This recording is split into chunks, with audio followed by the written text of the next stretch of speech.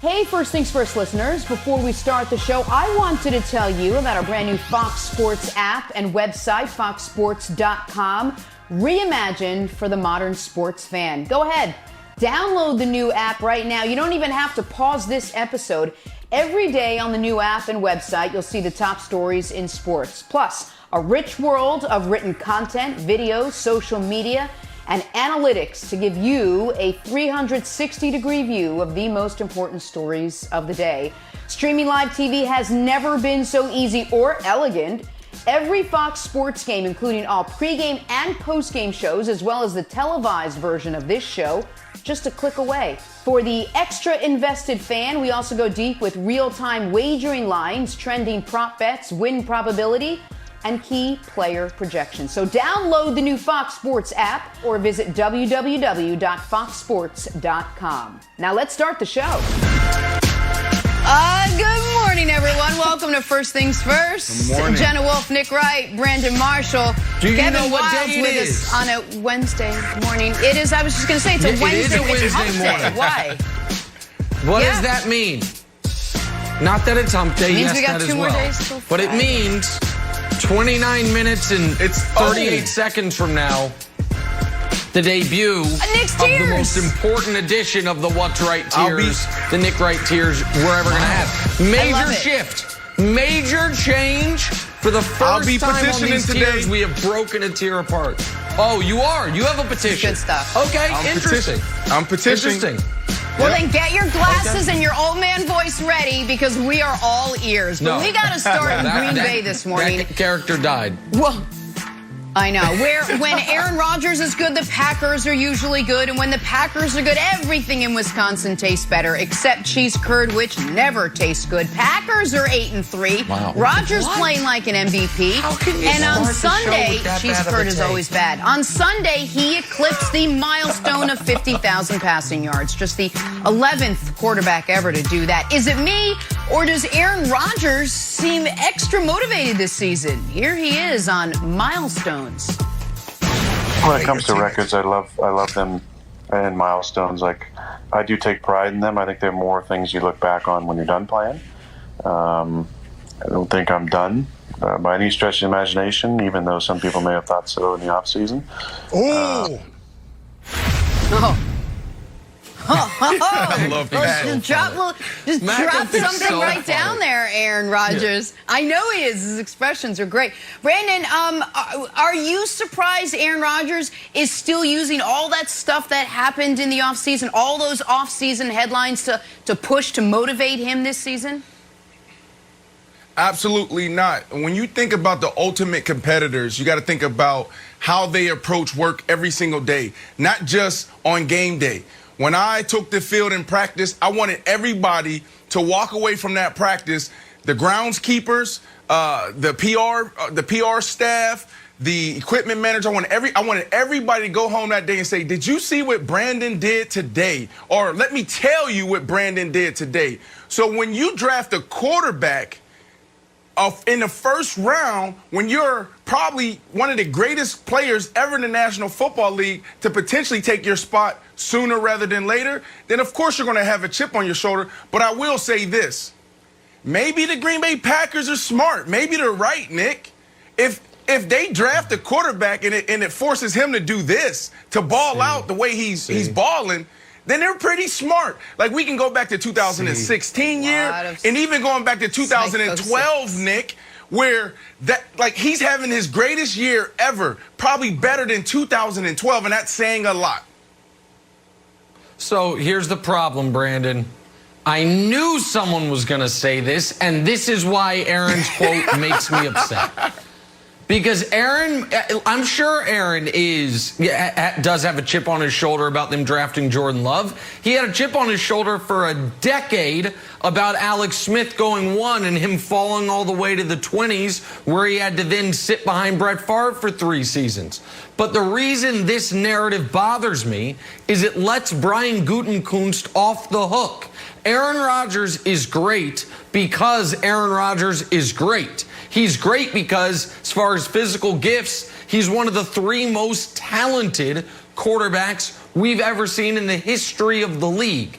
even his down years, as he has put it, are career years for most guys. And this year he's having a career year even by his standards. But doing this almost reverse psychology of they drafted a quarterback because they wanted more out of their already great quarterback, it lets Gutekunst off the hook for the fact that no team in the league is getting less out of their draft this year than the Packers are. Jordan Love isn't even ahead of Tim Boyle on the depth chart. And it lets Gutekunst off the hook for in 2019, A.J. Brown goes 51, DK Metcalf goes 64, Terry McLaurin goes 75. The Packers had picks 12, 21, 44, 12, 21, 44, and 75. So they passed on McLaurin 4 times. They passed on DK and A.J. Brown 3 times. And that put them in the position they were in last season. So I just don't buy this idea that they traded up in the first round not to draft a player, but to draft an emotional cudgel for which Rodgers will fight against. But I do think, Wilds, that is what the narrative for the Packers almost has to become. Otherwise, the pick looks absurd on its face. Okay, I'll throw a wrench in the system. Just because I'm conflict averse, I would listen to this quote if I ran the Packers, and I'd be like, hey, Aaron, do you want us to trade Jordan Love? Let's just be honest. Do you want me to trade Jordan Love? Because it feels like we got like a Jimmy G, Tom Brady, Patriots thing. Your feelings are a little bit hurt. You think that we don't believe in you. Remember, we traded up to get him. The Colts probably want him. We traded up because someone was going to grab him. It might have been the Colts. The Patriots traded Jimmy G. They got 9 players in return. Also, we probably owe it to Jordan Love to let him play somewhere. There's been 4 quarterbacks in the first round. They all look great except Jordan Love, who's just riding the pine. So, Nick, would you consider trading Jordan Love if these little, kind of passive-aggressive quotes from Aaron Rodgers keep coming? Absolutely. If Rodgers keeps this up, Brandon, I would say if he keeps this up and they play well in the postseason, whether they make the Super Bowl or not, you absolutely have to consider trading Jordan Love for this reason, I would argue, Jenna, is you have to he's a first-round pick. So you have to make a decision on him basically by the end of year 3. That's the spot Baker, for example, is in this year. Are you going to pick up the 5th-year option or not? If Rodgers shows no signs that Love's going to get on the field in the next 2 years after this one, then you're going to end up probably having to trade him for 20 cents on the dollar or lose him for nothing. So, yeah, I absolutely, not just because it would make Rodgers feel better, but because you can recoup some of the assets you squandered on that pick right now. All right, so let's table the future for just a second and talk the present. Patrick Mahomes, obviously still a pretty heavy MVP favorite, but there's Aaron Rodgers right on his heels. Brandon, is Aaron Rodgers closer to stealing an MVP away from Patrick Mahomes than the odds would lead you to believe? I believe so, Jenna. We have a jet ski and we have a tube. So riding the jet ski, we have Patrick Mahomes. And right behind Patrick Mahomes holding on, you have Aaron Rodgers. And on the tube, you have Russell Wilson. I don't know if you've ever been on the tube, but it's wild back there. You can fall off any time. So, yes, it's closer than we think. Now, Nick, a lot of people want to make you believe that, Patrick Mahomes he's a clear-cut MVP right now. I don't think so, man. I went to my buddy Hubs, and I said, Hubs, help me argue this point that Aaron Rodgers could potentially be the MVP. It's interesting what we found. All these categories, all these passing categories, he leads the NFL in. It doesn't say Patrick Mahomes. It doesn't say Russell Wilson. It says Aaron Rodgers. We laughed at Brian Westbrook last week when we said, okay, who do you have as MVP? And he said Aaron Rodgers after a loss. And we just laughed and demolished him. But he wasn't far off, Nick. I truly believe that this could potentially get really interesting in the next couple weeks where you have Aaron Rodgers now get in front of the jet ski and now you have Patrick Mahomes is holding on. Patrick Mahomes with the schedule, he could potentially go to the tube. I'm not sure. With Russell Wilson? Okay, all right. First of all, You painted a beautiful picture there, and I appreciate that. And shout out to Hubs. He wears a lot of hats on this show. Hey, can we get our graphic team or design team to get that picture designed up? Let's get that designed up, that picture. Oh, okay. All right. Yeah. We should have that in the next 20 minutes, I'm sure. Well, so Mahomes is driving. Rodgers is behind his back holding on, and Russell Wilson's on the tube riding the waves. I love it. So here's the reason why I think Rodgers is in such a rough spot. I'm going to go in the way back machine to 2011. In 2011, Drew Brees set the NFL all-time record for completion percentage. He also set the all-time record for passing yards in a season. His team was 13-3. He had a passer rating that year of 110, and he had a touchdown interception ratio of 46-14. So how the hell did he not win league MVP? 110 passer rating, 13 wins, 46 touchdowns, most yards ever, highest completion percentage ever. Well, because Aaron Rodgers that year had 45 touchdowns to 6 interceptions. He had a 122 passer rating, and his team went 15-1. So a year for Brees that in almost any other season would win you MVP, it didn't, because you had a guy who simply was playing perfect football, and his team's record was damn near perfect as well. That's the situation Rodgers finds himself in this year on the other side of it. He is having a year that is MVP worthy for 90% of NFL seasons historically. Unfortunately, he's up against a guy whose team is going to go 14-2, 15-1, who's going to have a touchdown interception ratio of touchdowns in the 40s, interceptions around 4 or 5, and a near record passer rating. And because of that, nothing against Aaron, but it's not going to be, he's not going to be able to do enough to overcome it, Wilds.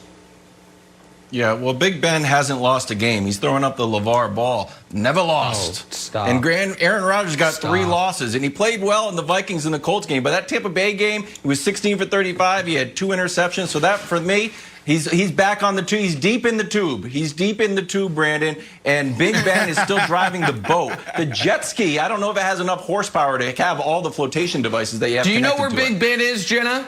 You know where Big Ben is, Jenna? Big Ben is at the dock looking like, wait, they left me? They went without me? And they're like, no, there's a weight limit on the tube. We can't have you on here next time around. There's a weight limit on the jet ski. Ben can't even get on the jet ski. Hey, guys, what's the opposite of Aaron Rodgers? Carson Wentz, because he's muscles. He's big boned and he's got a lot of muscle. The Big Ben. We may have figured out why Carson Wentz is struggling as much as he is this season. That story next. First things first. That all timing-wise, that came out all wrong. Cheese curds. Hey, First Things First listeners, it's Charlotte Wilder here to tell you about my new podcast with Mark Titus called the People's Sports Podcast. It comes out every Thursday, and Mark and I take one of the big stories of the week, and then we go off on tangents you never saw coming. This might mean that we start talking about the Dodgers winning the World Series and end up wondering if Knicks fans deserve happiness. Or begin with LeBron's greatness and end up drafting our ultimate beer league softball team made up of old athletes. Whatever it is, the only rule of the show is that it has to be fun and funny, because these days we could all use as many laughs as we can get. So check it out wherever you get your podcasts and come down weird sports rabbit holes with us. We can't wait to have you. Now, back to First Things First. Let us now take a turn. We're going to head to Philly, where the Eagles are wondering the same thing. We are all wondering what's happened to Carson Wentz, only a few years removed from that incredible 2017 season cut short by injury, all downhill since. And that is only good if you're a skier.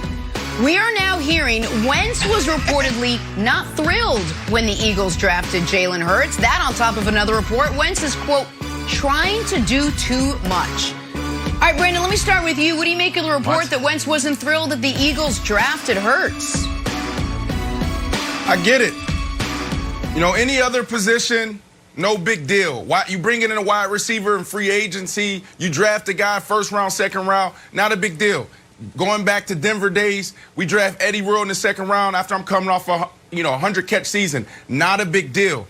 Offensive line, not a big deal. Linebacker, not a big deal. But the quarterback position, it's a big deal. We opened up the show talking about Aaron Rodgers. You draft a quarterback in the first round, you draft a quarterback in the second round, that's a big deal. Philadelphia is getting everything that they asked for right now. You got a guy on the bench. When the guy's on the field struggling and this guy's on the bench, what do you think people are going to say? Oh, well, when are you going to put him in? When are you going to put Jalen Hurts in? It's a problem. Sets up your entire organization up for failure. A kid is struggling. He was struggling last year. Okay. There's a lot of people in the organization or that used to be in the organization. Just like, well, why didn't we have this conversation last year? Did you watch our games and how we lost our games and how we played? Did we have an offensive line then? Did we have wide receivers then? You know, so when you look at this situation, I can understand what Wentz is feeling, but at the same time, Wentz has to play better. You know, there's a couple quarterbacks, you insert them in any situation, they make everybody around them better. They just have to figure it out. But I definitely get why he feels this way. Yeah, I understand why he might be somewhat emotionally bothered by it, but hey, man, it's your job. Any job, but this pro sports. Buck up. Like, enough. And enough with the Carson Wentz. At some point, Carson Wentz being statistically the worst quarterback in football this year has to be, at least in some part, about Carson Wentz. His biggest issue is not that his feelings were hurt back in April. His biggest issue is he takes bad plays and turns them into disasters. This is the problem with him. There are plays that, because of bad offensive line play or because receivers can't get open, should just be regular sacks or throwaways, and they turn into turnovers. And I think in part that's because the 1 year he was excellent, where he was excellent was in turning those bad plays into great plays. These high variance, low probability, third and long, not brush off the pass rush, roll out, throw a strike across your body. That's how he had that magical season in 2017. Yep. But that does appear to be an outlier at this point. And I get it. He is not in a perfect situation. Far from it. There are other players on that team that have not played well at all, and they've dealt with injuries once again. Seems like they've been one of the most injured teams post-Super Bowl of any team in the league over the last 3 years. But he's got to avoid the disastrous play, and he has been unable to do that. And I don't think, Wilds, that's because they drafted Jalen Hurts a few months ago. I love it. Now it's Jalen Hurts' fault. In the words of Don Draper, Carson Wentz, that's what the money's for. Your agent did a wonderful, wonderful job. Wonderful job. Because now you are statistically the worst quarterback, and guess what? Still got your job. They can't cut you. They're going to be on the hook for $60 million. So you have the ultimate guarantee. And just for all the kids out there, if you're just going into your senior year in college and you think, oh, you know what? I need to make a lot of money. You don't. Doesn't buy you happiness, because this dude's got $109 million guaranteed. And he's still like, oh, woe is me. They drafted Jalen Hurts. Like, if you can't be confident after signing a $109 million deal, I don't know what to say about you. About happiness in general. Listen, Carson Wentz, not the only one taking the heat for this season's mess. Head coach Doug Peterson deserves a lot of it as well. His press conferences have turned into must-see TV. His answers are all head-scratchers. It begs the question, could Doug Peterson actually be on his way out if the Eagles don't come back and win this watered-down NFC East? Brandon, would you keep Doug Peterson as head coach next season in Philly? I would, but he'll be on a tight leash. Look, Doug Peterson turned this thing around, took over for Chip Kelly. But this reminds me a lot of my Denver days. You have Mike Shanahan won 2 Super Bowls, but we didn't. We were a 500 team for a few years in a row. We were underperforming. And it's the National Football League. What does that mean? Not for long. They need it now, and they want to see it today. They don't care what you did in the past. That's why this business and this game is so brutal. So for me, I would give him another year, but this is the type of season, Nick, that everybody should be on notice. Everybody has to look themselves in a mirror, look themselves in the face, whatever the saying is, and figure out what they need to do to turn this thing around, because this is brutal. Doug Peterson, you start off 7-9, then you have this magical run, 13-3, 9-7, 9-7. Now you're sitting here at the tail end of the season with 3 wins. You are showing us that you are an average coach. So what Jeffrey Lurie has to do is look at this thing and say, do I want an average team? You want a Super Bowl. Are you content with that? So it really falls on him deciding how he wants to proceed. But I truly believe because of COVID-19 and all of the tension around this year, I give him another year. But I don't give him the entire year if it starts off the way this year started off. So here's the thing. I don't think Doug Peterson deserves to be fired. He's been there 5 years. He's only had one awful year. That's this one. He has a record of 41-33. He's 4-2 in the playoffs.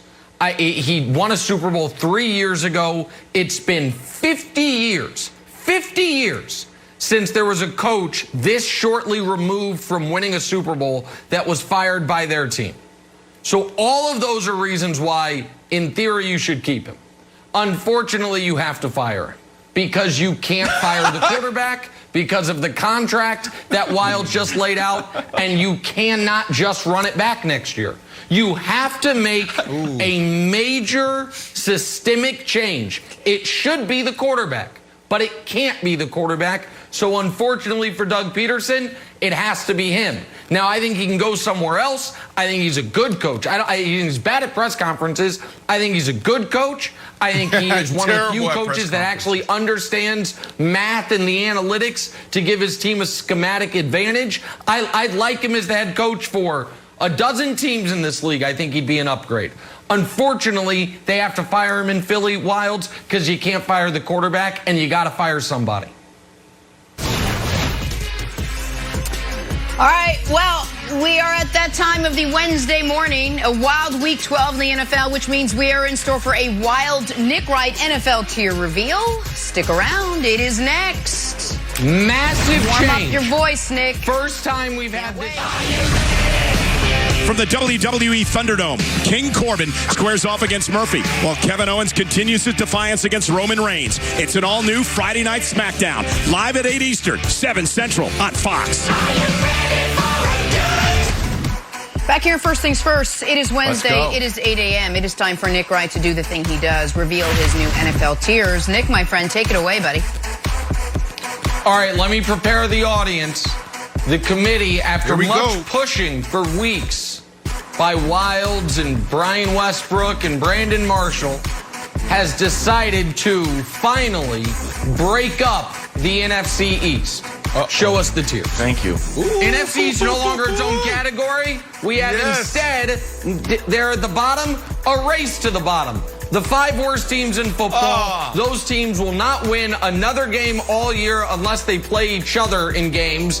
Those are going to be your first 5 picks. Next tier, the Red Zone channel. Why do I call these teams the Red Zone channel? Not because, whoa, hold on. Whoa, can we go back? Y'all going too fast. Red Zone is because, not because they're going to be in the Red Zone often, but because you're only watching them if you're watching Red Zone, except for the Chargers, who Justin Herbert gives you reason to watch. Not dead yet.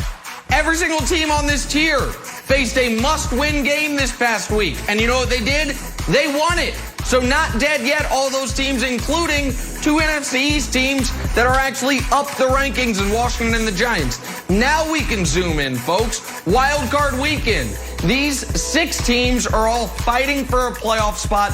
They are fighting to be included in Wild Card Weekend. Unfortunately for them, for all those teams, that is probably the ceiling of their season, with the one caveat being maybe the Ravens turn it around.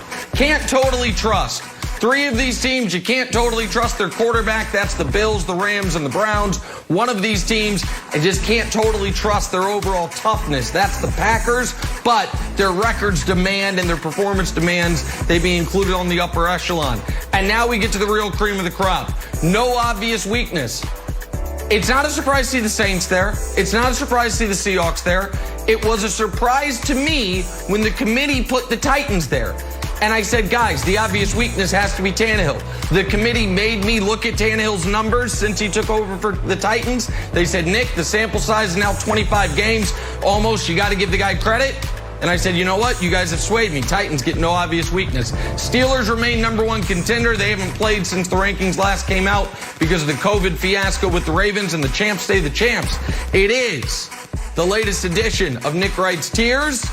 I don't know who wants to, congratulate the committee first. Brandon, you go ahead. I assume there's no issues here. Yep.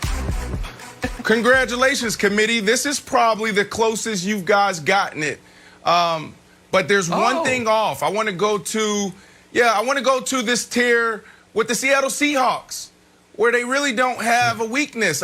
Look, Nick, I want to take a page out of my buddy Wild's book. He sat on the table for a few weeks petitioning the committee to move the Colts up, and it didn't work.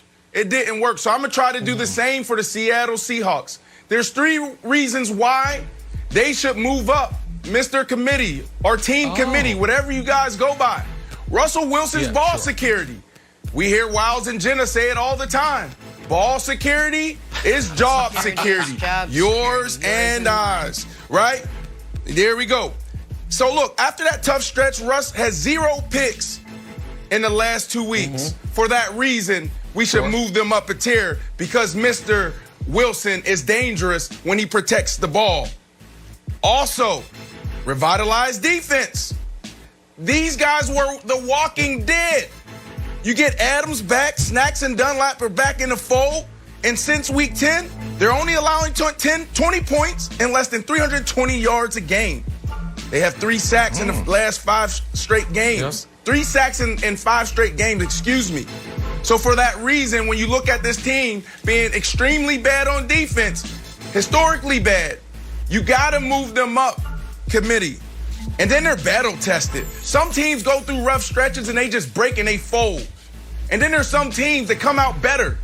They're battle tested, Nick. They went through it. And now they're on the other side stronger. And they have the easiest remaining schedule in the National Football League. For these 3 reasons, I petition the committee to move them up a tier. Russell Wilson, no longer turning the ball over. That is done. That is not his thing. That was just a little trend. Revitalize defense and battle tested. Move them up, please, committee. These are all great opinions. And the Seahawks have been, after plummeting a bit, steadily moving up. They are now alongside the Saints. Remember, the Saints had been up alongside the Steelers. But as the committee, this was where I let the committee push me on the Titans.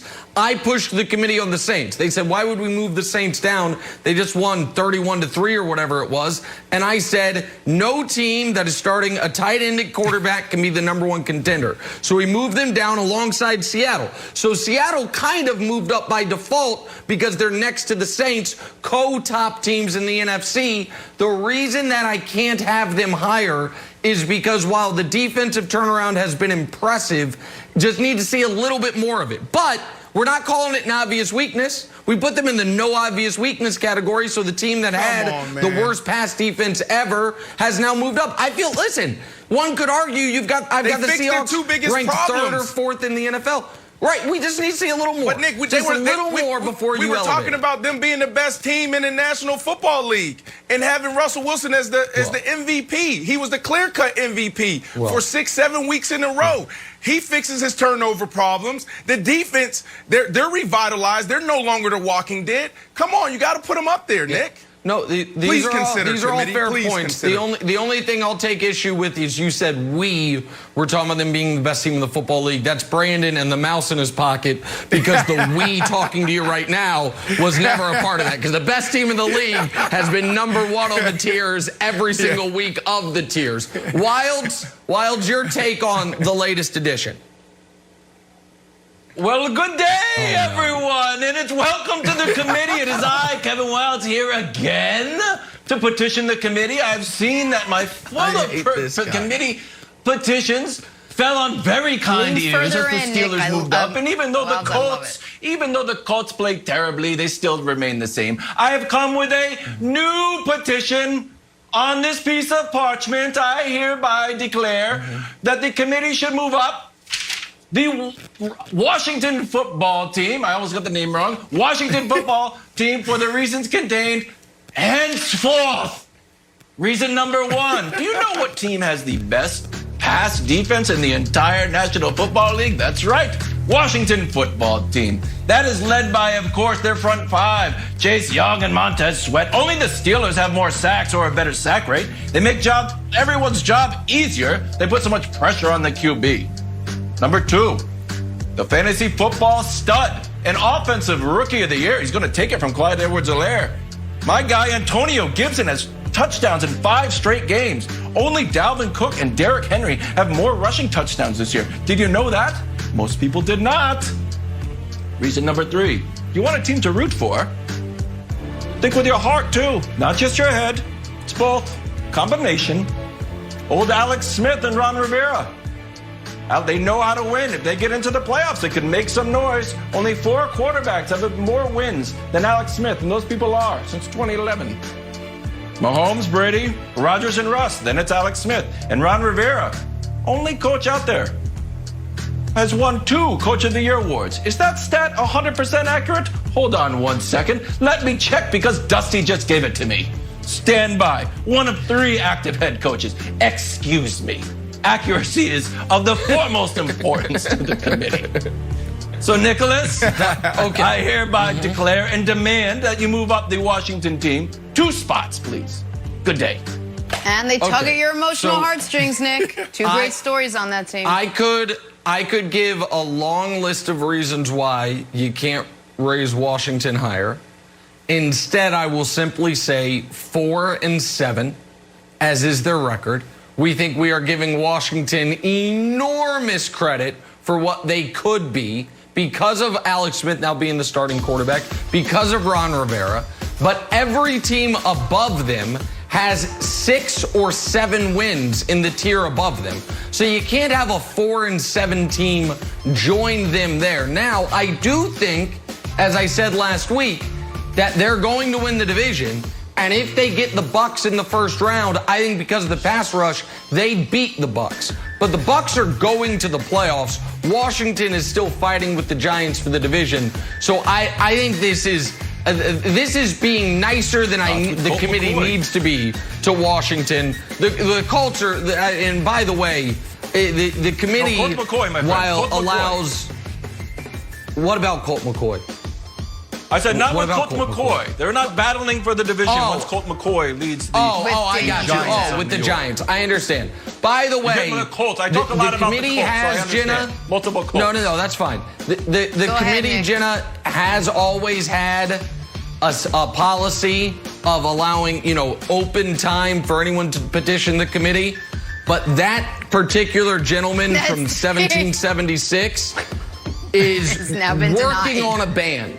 Because he had been petitioning for the Colts. They fell flat on their face, and now he immediately has abandoned them like a child he no longer wants and has tried to pull on our heartstrings by the coach who overcame cancer and the quarterback who overcame a near leg amputation. The committee understands what the gentleman from the Northeast is doing, and it's not falling on deaf ears, but it's also not taken in very kind light, Jenna. We just want him to know and to consider for next week. I love it. I say lean even further in. All right, Nick, we got 3 games to watch in Week 13 that have the potential to affect the balance of tier power. You got Saints, Falcons. You got Browns, Titans, Rams, Cardinals on the docket. What do you want to see in these 3 games to shake things up in your tiers? Well, to me, and I know we don't have a ton of time here, it's just something for you guys to consider. If the Browns beat the Titans, will this show put some respect on their name? If the Browns beat the Titans and would have then beaten the Colts and the Titans, 2 teams that folks on this show have said are sleeper contenders in the AFC. If the Browns do that to get to 9-3, will we finally remove the asterisk from their record? That I'm curious about. And are the Cardinals going to fall all the way out of the playoffs? They lose again with Minnesota and San Francisco playing better. They could fall out of the playoffs, Jenna. They're going to. Preposterous to think the Browns will beat the Titans, but we shall see. Nick, those were wonderful tears. We loved them. We only had a few issues. We got to take a break. Much more First Things First right after this. Stay with us. Back here, First Things First, time to run the fast break. All right, here we go. Kevin Durant and the Nets opened up camp yesterday. Rocket star James Harden was connected to Brooklyn via trade rumor this offseason, but Kevin Durant poured water all over that yesterday when he said this. Take a listen. Is there anything that you could share with us about that conversation? And then do you relay that James wants to play with the Nets to Sean as soon as you hear something like that? I don't know where you're making these stories up that me and James talked about any of this at a workout. Like, I don't know where that came from. And James is a friend of mine, but I let the front office handle all of that stuff. I was just so focused on working out. I heard all the noise, and I heard that, James potentially wanted to come to the Nets, but anybody can make up stories. Anybody can write a story and it gets some traction. So, nothing's ever set in stone till it's set in stone. So I never thought too much about it. Just focused on myself, and my teammates probably did the same thing. And, just move forward. All right, Nick, what do you make of all of this? A lot, apparently. I don't think there is a single person in the country that believes that. I think that might have been the least believable public statement since I did not inhale from Bill Clinton in the mid-90s. And we've had a lot of public lies, particularly in the last few years. And by the way, I guess KD thinks he has to lie here. I don't think he did. If you remember a couple years ago, Tanya Ganguly of the LA Times, by the way, congrats to Tanya, leaving the LA Times to go to grad school, announced that yesterday. Great career by her in sports media. She asked LeBron about Anthony Davis, and LeBron said, ask me if I want to play with Giannis. Ask me if I want to play with Harden. Ask me if I want to play with Steph. Yep. I want to play with great players. I don't know why KD is just telling bald-faced lies, and also you leave it to the front office. You have left nothing to the front office. They signed Kyrie because of you. They signed DeAndre Jordan because of you. They fired their head coach because he wasn't meshing before he'd even played with him. And they hired Steve Nash because of you. And by the way, as arguably the second best player in the league, you're allowed that type of power. But I don't understand why you would deny something, Brandon, that no one believes you on. Well, Nick, maybe it's because the deal didn't get done, and maybe it's because he has to go to battle with the players in that locker room. A lot of those guys, if this deal would have gotten done, they would have been out of there. So you got to walk into that locker room, and you got to look those guys in the face and say, no, I believe in you. Let's go get a championship this year. So, look, I don't want to get into do I believe him or do I not, because as a player, there's a lot of – the media is powerful. It's a tool. Or it could be a hindrance for you. So there's a lot of times where you see players and coaches plant stories and plant things. And then there's a lot of times where you turn on the tube and you're like, what is this report? Where does that come from? Nobody knows. So I don't want to do that. But I do believe that if something of this magnitude goes down, Wilds, they have to talk. You have to think that. So I just believe the deal didn't get done. Now they're just moving on with their seasons. I totally agree with you, Brandon. I think it's totally fair. You don't want to call into question whether or not someone's telling the truth. If I was Kevin Durant, hey, humor. It always, you just deflect and then joke. Deflect and joke. Bang, bang. That's your PR strategy. Say, hey, what have you heard about Harden? I'll be honest with you. I'm focused on my Achilles and trying not to get into the wine bath that Amari Stoudemire keeps pouring for me. Bang, bang. Humor. And they're like, ha, ha, ha. Okay, what else is going on? That's it. Because right now, you're not lying, but it's like this just happened. Remember the hallway conversation heard around the world where it sparked a million rumors? Like, oh, just two guys chatting. One guy's got pink shoes. It's all good. Maybe Kyrie's talking about having, two max slots. We should do this. Maybe he said that, maybe he didn't. Who knows? But then when Kyrie is asked about it when he's on the Celtics, he's like, what? I'm just a human being. Guys, take a breath. Take a listen. listen, I don't have a private life when I'm out there in the NBA. Somebody wants to take a video and, I mean, it is what it is. Pour water on it? I'm a human being talking to another best friend of mine. Like, it's just crazy. You know, this is the stuff that just doesn't make the league fun. Wrong. It does make the league fun. Makes it really fun, actually. Surprise, surprise. They're back on the Brooklyn Nets. Then KD does a podcast like, hey, remember how we ended up on the Brooklyn Nets? Let's take a listen to that one. We unveil one of the one of the biggest surprise moves in NBA history. Nobody ever thought it would happen. Yes, especially after the All-Star game video where they caught us in the hallway. That's when it was solidified that we were going somewhere. They didn't know for a fact where it was, but it was somewhere. Shout out to the podcast host, Eddie, who basically works for Kevin Durant. He's like, surprised? Nobody was surprised at all. So, Nick, I'm not going to say that the guy is lying, but we do have a certain track record of let's say, not an entire transparency. Okay. I'll meet you there. Not lie, just not totally transparent. I've got a very, very quick hot take. All right? It's totally okay to accuse people of lying because everyone lies and they do it all the time. This whole, I don't want to accuse them of lying. Why not? People lie every single day to their wives, to their kids, to their employers. Of course he's lying. We all know he's lying, and I am accusing him of lying. I don't care that he's lying, but he's lying. Okay? Just for the record. I will venture out on that ledge, Jenna. I will venture out. All right, let's head to the Christmas Day slate. Something to look forward to. The NBA reportedly will have these 5 matchups on Christmas Day. Let's see him. Zion on the Pelicans versus the Heat. Warriors, Bucks. New look Nets versus the Danny Ainge-led Celtics. And then you got Luka versus LeBron in the 8 p.m. game. That'll be a fun one for Nick. Clippers, Nuggets, the nightcap. So, Nick, looking at this slate, what excites you the most about the Christmas Day lineup besides, of course, your Lakers? Well, I'm sorry. I just need a moment here to gather myself because I am so proud. Luka! Oh, gosh. In the main event! Don't do it. Luka, my large adult Slovenian son. The NBA is coronating him. The NBA saw what we all saw, which is this young man last year, he's played in 6 playoff games ever. By the way, in those 6 playoff games, believe it or not, he already has more 40-point playoff games than Giannis, Steve Nash, or Dr. J did. He's got the same amount of playoff triple-doubles as Steph or Michael Jordan or Isaiah Thomas. He averaged 31, 10, and 9 in the postseason. And the NBA understands he's going to win league MVP this year, so put him in the premier game against the best player ever and the best team.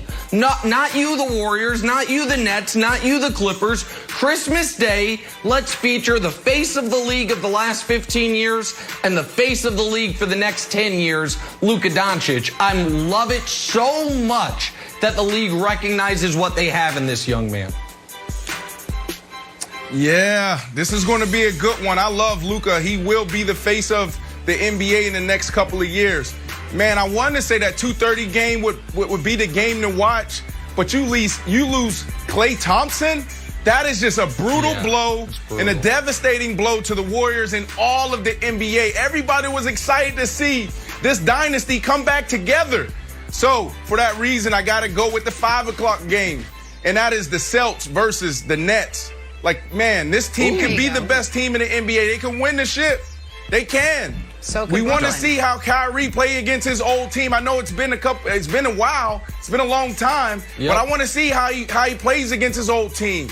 I want to see if this KD's Achilles, how healthy is he? So this is a good game to watch. I think the most intriguing team, most interesting team in the NBA is the Nets. So I'll be tuning in to that 5 p.m. game, Jenna. It's a great take. I totally agree, Brandon. I'm a little bit nervous on if Nash is going to keep them on a minutes restriction, though. He had some comments like, we're probably not going to go full speed ahead. So if to be an odd mix, if you're playing on Christmas Day, you're only getting about 25 minutes. For me, what I want for Christmas, a tampering fine. That's what I want from Daryl Morey. I wanted to see Rockets 76ers. I wanted to see Ben Simmons or Harden. Like, oh, you're going to trade Harden for me? It's going to be like a Kukoc Jordan Pippen thing during the Olympics. That's what I really wanted, a tampering fine. So maybe we'll get it on the TNT games on December 22nd. But on my wish list is a Sony PlayStation 5 and a tampering fine. I don't even really want PlayStation 5. That's the thing. Take a turn. We got a special guest joining us on the other side. David Ortiz stopping by. Talk a little baseball, among other things. Stick around. It's next. It's also an early Christmas present for me. Back here, first things first. That guy right there is joining us in a second. We got our baseball offseason. It's in full effect. And with us today, three-time World Series champion, all-time entertainer, and Fox's very own, David Ortiz. David, we thank you so much for getting up, hanging out with us this morning. I know you're on your way to walk into the gym. Give us a few minutes before you're going to the place that I would like to be going. But let's start with this. You're here on behalf... Good. You're here on behalf of Ortiz 34. Tell us a little bit about the project, what you're working on. Well, Ortiz 34 was an idea that I had for quite a while. We want to bring colors to baseball, fun. We want the kids to get involved with, but also we want to make sure that price-wise, are competitively and tasteful to allow children to give them the opportunity to have the best equipment, color-wise, design, and price-wise, something that they can afford to have. So it was an idea that we created a couple of years ago. It's all over the U.S. We are planning bringing it to the other countries, like my country, Dominican Republic, and some other places, because we want to have more kids involved in baseball. From the WWE Thunderdome, King Corbin squares off against Murphy, while Kevin Owens continues his defiance against Roman Reigns. It's an all-new Friday Night SmackDown, live at 8 Eastern, 7 Central on Fox. Back here, first things first. Let's check in with the Green Bay Packers. Life is good for residents of the small town in eastern Wisconsin. Yep, I used a map there. Their Packers are 8-3. Their division is basically all locked up, and their quarterback Aaron Rodgers is having an MVP caliber season. On Sunday, he eclipsed the milestone of 50,000 passing yards. Just the 11th quarterback ever to do that. Is it me, or does Aaron Rodgers seem extra motivated this season? Take a listen. When it comes to records, I love them and milestones. Like, I do take pride in them. I think they're more things you look back on when you're done playing. I don't think I'm done by any stretch of the imagination, even though some people may have thought so in the off season. Oh.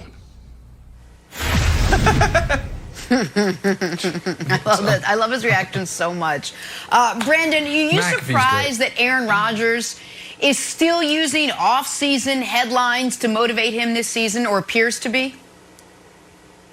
No, I mean, think about it. The ultimate competitors. When you think about them, you hear the stories that you love is not just the stories on game day. You love the stories about them in practice, how they were on the bus, the team playing, the team playing competitive. Michael Jordan playing cards, playing, poker, and not stopping until he get a win. For me as a player, every day I stepped on the practice field, I wanted everybody out there that was on the second floor looking over our field to say at the end of the day, man, that Brandon Marshall did something special today. Go home and talk to their friends and their neighbors. So when you think about Aaron Rodgers walking into that building every single day, of course he's going to have a chip on his shoulder, because you have general managers and coaches that made the decision to go draft a quarterback in the first round. That is a problem, but that's a good problem for the Green Bay Packers. Now, look, it's an easy conversation, Nick, to talk about, you know what, they should have did this, they should have did that to give this guy help. But think about 2016. Think about 2012. Do you remember how lights out this quarterback was? He's outplaying that right now. He's on pace to have his best year ever. So if drafting a quarterback makes you do this, then I'm all for it. All right, I hate that narrative so much. I hate it so much, and Brian Gutekunst and his PR firm working behind the scenes to act like this draft pick was not actually, they didn't draft a player, they drafted an idea to inception into Aaron Rodgers' head to get the best out of Aaron Rodgers. It has to stop. If you guys know I'm a gambler, you also know I'm a devoted father. If I came home tonight and said to my daughter, who's a sophomore in high school, honey, I've got something awful to tell you. I blew your college fund betting on football this weekend. And then she ends up getting a scholarship because she ends up, you didn't need it. It's not that, oh, great job, Dad. You motivated her to try harder. It was a great job blowing that money. No, it was a massive mistake that you were able to overcome through someone else's brilliance. And this idea that drafting Jordan Love and then drafting a running back you're not using and an H-back you're not using, the year after you passed on A.J. Brown 4 times, DK Metcalf 3 times, DK Metcalf 3 times, and Terry McLaurin 4 times. The idea that is all some master plan to help Rodgers rekindle the player he once was is insanity. So, listen, of course Rodgers is going to have a chip on his shoulder, but he always has. It does not make the Jordan Love pick defensible, Wilds, when right now he can't even beat out Tim Boyle for the backup job. I love that you thought of that scholarship thing, though. This wasn't the first time you thought about blowing all of your college tuition money. This isn't like, oh, I'll break out this story. This has been circling like, oh boy, what's the 529 look like? Hey, what do you think about trading Jordan Love? Just because I'm conflict averse. If I ran the Packers and I'd be like, hey, Aaron, I'm a big fan of the McAfee show. You keep on making these little comments and, it feels like we got a Jimmy G, Tom Brady thing here. Patriots traded him. They got 9 picks back. So if you really don't love Jordan Love, if it really makes you uncomfortable and we're not buying the narrative that I motivated you, why don't we move on from him? Also, just because I'm a nice guy, the guy deserves a shot. I don't think you should ride the pine for years on end like you did when the other first-round picks are playing great. Well, so, Nick, if you were running the Packers, is that something you would consider? 100%. Because there is no indication whatsoever Rodgers is going to be done anytime soon. And, Jenna, the further away you get from when Jordan was drafted, the lower his value is going to be. You probably could get a second-round pick for him this offseason. If he sits another year, that probably goes down to a third or a fourth-round pick. So, absolutely, that's something I would consider, Jenna. All right, let's dive into the MVP conversation. We mentioned Rodgers, the season he's having. Our friends at Fox Bet Sportsbook have Patrick Mahomes as the pretty clear-cut favorite to win MVP at minus 400 odds. Rodgers is the next closest at plus 550. But, Brandon, is Rodgers closer to stealing an MVP away from Mahomes than the odds would lead you to believe? Nicholas, Aaron Rodgers may be a good bet. Let's look at this picture. We talked about this earlier. Then our team, they did a phenomenal job of painting this picture for me. I talked about going on vacation, and one of the greatest things to do on vacation is rent a jet ski. And on that jet ski, you have Patrick Mahomes. He's leading the way. And then you got Aaron Rodgers right there. He's close. He's a close second. Then you got Russell Wilson. Oh, poor Russell Wilson. He's on the tube. And if anybody's been on the tube, you know it's rocky out back there. You can fall off anytime. To me, this is the perfect picture of the MVP race, Nick. And you talk about betting all the time. Listen, when you bet, then that means you like risk. You have no fear. I'm telling you right now, Nick, that the best bet is to go for Aaron Rodgers, because everybody in Vegas wants us to believe that, Patrick Mahomes is the clear-cut MVP. Not so fast. I went to Hubs, and I said, Hubs, one of our producers, I said, hey, buddy, can you help me make this case? Let's see how close this thing really is. Now, let's look at all the passing categories. Not all, but let's look at the passing categories that Aaron Rodgers lead the NFL in. Look at this, buddy. I'm telling you right now, if you want to be able to pay for your daughter's books, her room and board, when she goes off to college, I'm telling you to bet that house on Aaron Rodgers. Look at this. People won't tell you this in Vegas. They won't tell you this, Nick. Okay, so here's the deal. The gulf between minus 400 and plus 550 is massive. That means the fair odds on this are plus and minus 475. So a $100 bet on Mahomes, fair odds would pay you $21, and on Aaron Rodgers would pay you $475. So Vegas is saying Mahomes is 23 times more likely to win the MVP than Aaron Rodgers. So you're like, hey, there's good value in Aaron Rodgers. The problem is this. There is no value in a losing bet, and Aaron Rodgers is a losing bet. And it's not his fault, folks. In 2011, Drew Brees set the all-time record for completion percentage, set the all-time record for passing yards, had 40-some touchdowns, 46 touchdowns, 14 interceptions, and his team went 13-3. And he didn't win the MVP because Aaron Rodgers' team went 15-1, and he had 45 touchdowns to 6 interceptions and a 122 rating. Wilds, it is not Aaron Rodgers' fault that a decade later he's in the position Drew Brees is in and Mahomes is in the position Aaron Rodgers was in. Rodgers is having an MVP caliber season. Unfortunately, he's up against the most talented quarterback ever at the peak of his powers. So there's no shame in finishing second. Russell Wilson would love to finish second one day. He's out there on the damn tube finishing, getting no votes. But he's gonna. Mahomes is gonna win the MVP. Wilds.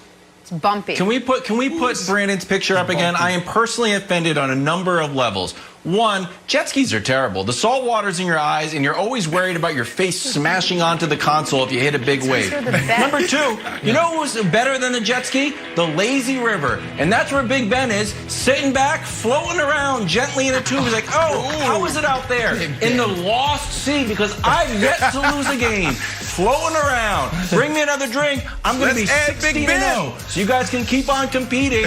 You've all had bad games, and he hasn't. It's going to be 16-0. Nobody's going anywhere else. Lazy River impression. We gotta go. Undisputed right now.